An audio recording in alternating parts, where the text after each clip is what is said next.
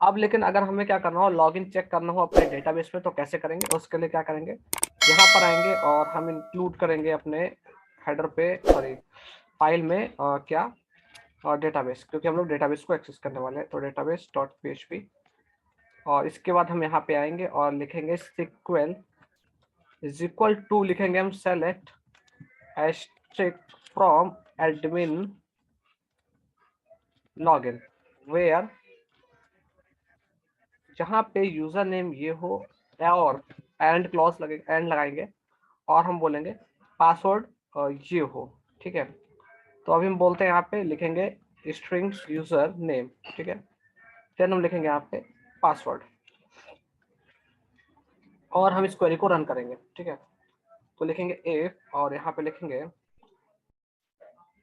Query, या ऐसा नहीं, ऐसा लिखेंगे यहाँ पे इफ नहीं, यहाँ पे लिखेंगे query is equal to string connection, और लगाएंगे क्वेरी सिक्वल, और हम लिखेंगे इफ अगर हमारी जो क्वेरी है वो रन कर गई तो क्या होगा।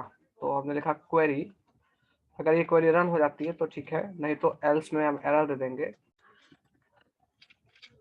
और माई सिक्वली एरर, और कनेक्शन डाल देंगे इसमें। ठीक है, अगर हमारी क्वेरी जो है वो रन कर जाती है तो हम क्या करेंगे, उसके बदले में चेक करेंगे इफ अगर जो हमारी क्वेरी है उसमें नंबर ऑफ रो 0 से ज्यादा है। ठीक है, 0 से ज्यादा है, इसका मतलब है हमें वो क्रेडेंशियल डेटाबेस में मिल रहे हैं, तो हम बोलेंगे string data is equal to string query and fetch associate, function लगाएंगे। ठीक है, और ये ले लेंगे। ठीक है, और क्या करेंगे, ये फंक्शनैलिटी डाल देंगे अपने को हम,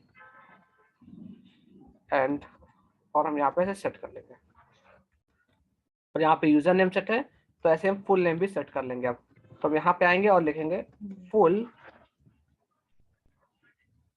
नेम। ठीक है, और यहाँ पे वो हमें मिल जाएगा डेटा के अंदर, तो डेटा में जाएंगे और यहाँ लिखेंगे फुल नेम। तो इस पर देख लेते हैं पहले डेटाबेस में क्या है, अंडरस्कोर लगा है,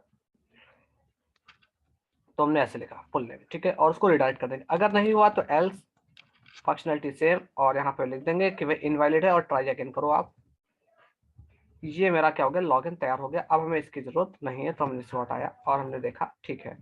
अब हम अपने चलते हैं लॉगिन पेज पे, तो मैंने लिखा लॉगिन, और ये आया, और मैंने लिखा यहाँ पे ऐसा कुछ, और मैंने कुछ ऐसा लिखा, और मैं लॉगिन करने की कोशिश करता हूँ, तो बोला इनवैलिड यूजर और पासवर्ड ट्राई अगेन। मैंने कहा ठीक है, तो मैंने कहा ठीक है देखते हैं, तो हमने लिखा एडमिन 123 एंड लॉगिन, तो बोल रहा है वो सेशन वेरिएबल 3 नंबर पे कुछ इशू कर रहा है।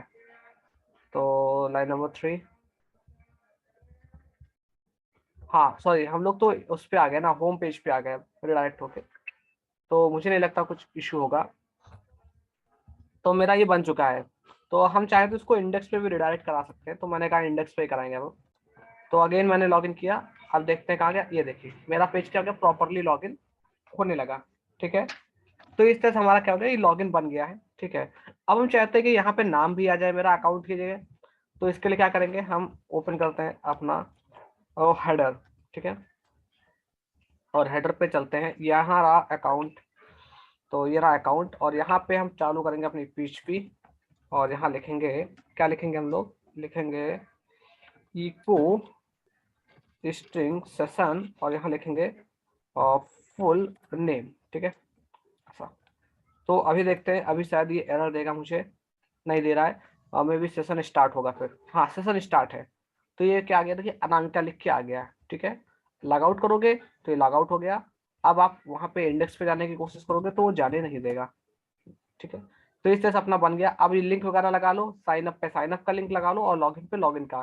तो यहाँ पे जाते हैं, अब हम साइन अप आ रहा है, तो साइन अप पे क्या करते हैं हम, लॉगिन का लिंक, सॉरी साइन अप का लिंक डाल देते हैं। तो कहाँ गया, ये रहा, और यहाँ लिख देंगे हम साइन अप F5, तो यहाँ से हम क्या कर लेंगे, साइन अप का बन गया, और यहाँ पे लॉगिन है तो लॉगिन कर लेंगे हम। तो ये रहा लॉगिन, तो यहाँ लिख देंगे लॉगिन, तो ये बन गया लॉगिन, ऐसा। तो ये देखो साइन अप लॉगिन कुछ भी होगा, चलेगा सब।